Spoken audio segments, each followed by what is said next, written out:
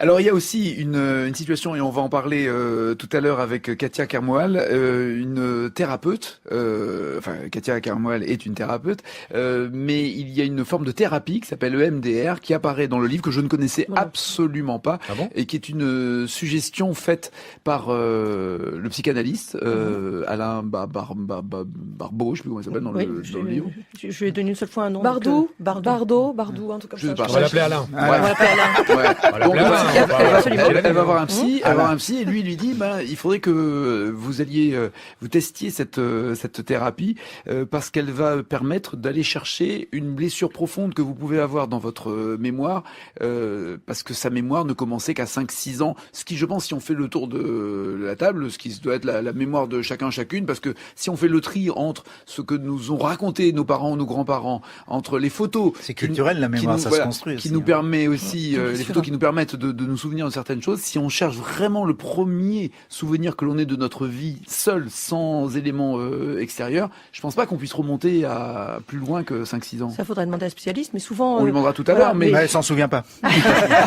Non, mais ce qui est intéressant effectivement, je pense que le psychiatre avait décelé d'autres failles qui. Je passe à la thérapie parce que c'est une bascule dans le livre et qu'elle est extrêmement importante. Et qui est effectivement une technique qui est. Qui te caresser les seins, Guillermo, pendant que Marina parle, n'hésite pas. Qui est totalement fascinante et qui effectivement a été, je parle sous le contrôle de la spécialiste, a été révélée vraiment sur les vétérans qui revenaient avec des stress post-traumatiques. Voilà, absolument, et qui ensuite s'est développée en France et qui est une thérapie tout à fait reconnue par l'Organisation mondiale de la santé pour les victimes d'inceste, de viol, aujourd'hui les victimes d'attentats, donc tous les gens qui ont eu des traumatismes avec amnésie ou pas, c'est-à-dire avec le souvenir enfoui ou pas et conscient ou pas, mais qui ne peuvent pas vivre, qui n'arrivent pas à vivre avec le traumatisme qu'ils ont subi. C'est-à-dire que des enfants peuvent avoir subi un inceste, une agression et ce crime, ne pas s'en souvenir. Bien sûr, c'est tellement violent qu'ils l'ont occulté, et ça ressort à l'occasion d'un accouchement, à l'occasion de la ménopause, à l'occasion d'événements souvent forts dans la vie, où les choses... c'est pas le souvenir qui ressort, mais c'est un mal-être tellement profond qu'on ne sait pas d'où il vient. Qu'on ne sait pas d'où il vient, et cette technique permet effectivement de faire ressortir, je dis ça vulgairement, c'est évidemment plus scientifique que ça, mais permet de faire ressortir une blessure enfouie qui a été stockée à un endroit où elle n'est pas supportable. On va en parler tout à l'heure en tout cas. Et on embrasse Benoît. Si. Marina Carrère signe donc une femme entre deux mondes chez Anne Carrière. Dans ce roman, il est question de la thérapie EMDR. Bonjour Katia Kermoual, merci de venir à ce micro. Expliquez-nous déjà, EMDR, c'est l'acronyme qui veut dire quoi ? Emmerdement. Non, en fait, c'est une thérapie qui va permettre finalement de dépasser un élément traumatique par un processus de désensibilisation et de retraitement. J'entends bien, mais EMDR veut dire quelque chose ? C'est Eyes Movement Desensibilization and Reprocessing en anglais. Ok. Alors, comme nous sommes en France, j'ai préféré vous donner la version française. Très bien.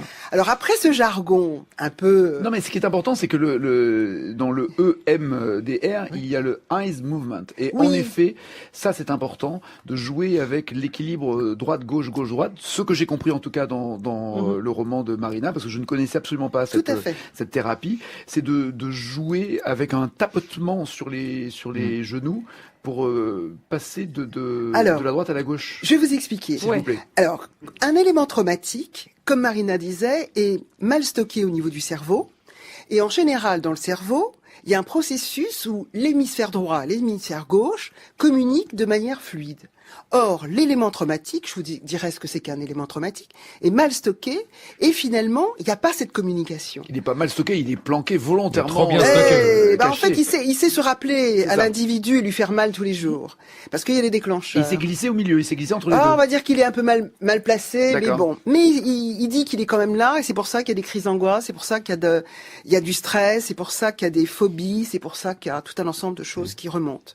Mais Francine Shapiro avait en fait réalisé qu'en faisant des mouvements oculaires, c'est-à-dire qu'on met les doigts au niveau des yeux des personnes, et on les fait passer de droite à gauche. De droite à gauche, ou alors, comme dans l'ouvrage de Marina, où on fait des tapotements sur les genoux, on peut aussi faire des tapotements sur le dos des mains, on peut aussi faire des stimulations auditives, oreille droite, oreille gauche, tout simplement parce que ces stimulations qu'on appelle bilatérales, désolé si je suis un peu jargon. Donc, bilatéral, encore ça va. Ça va. N'allez pas plus loin, mais bilatéral. Non, mais c'est au 120 mots de Nagui, c'est pour ça. Ne dépassez pas dans le syllabe.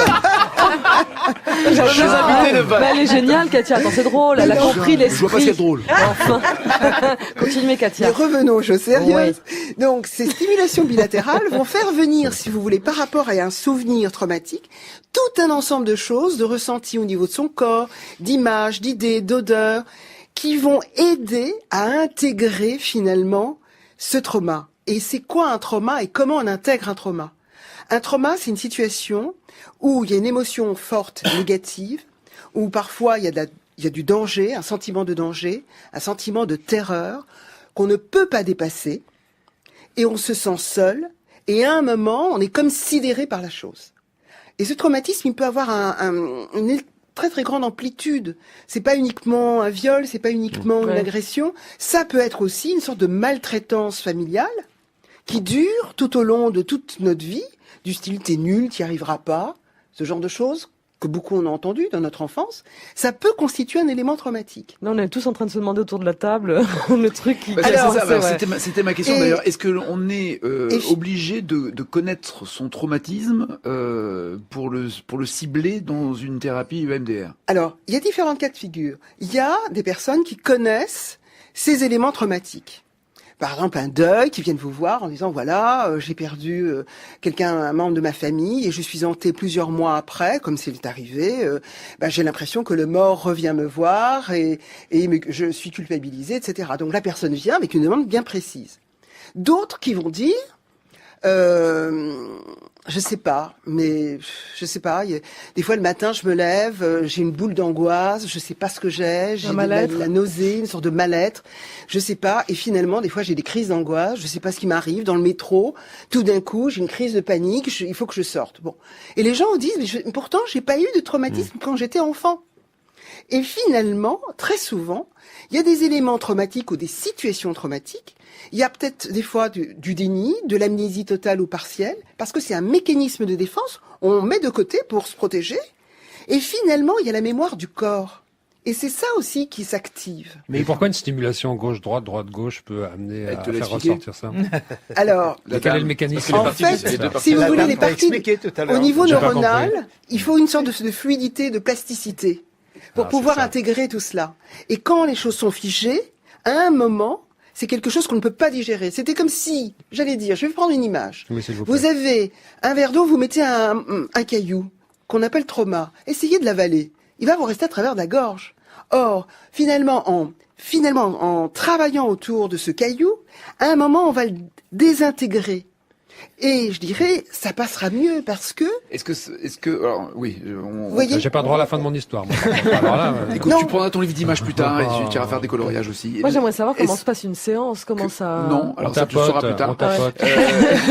Est-ce que ces traumatismes-là sont uniquement des traumatismes liés à l'enfance ou ce sont aussi des traumatismes qui peuvent être liés à la vie d'adulte? Est-ce que c'est finalement des choses que l'on se cache, où on se ment, on croit avoir été soigné après un deuil, après une rupture, après une agression, après peut-être un harcèlement moral, mais qui peut avoir lieu lorsque l'on a 20, 30, 35 ans et qui crée un malaise à quelques années après? Ou est-ce que c'est uniquement cet exercice de MDR ne concerne les années, on va dire, avant les 5-6 ans, avant qu'on ait une mémoire suffisamment précise?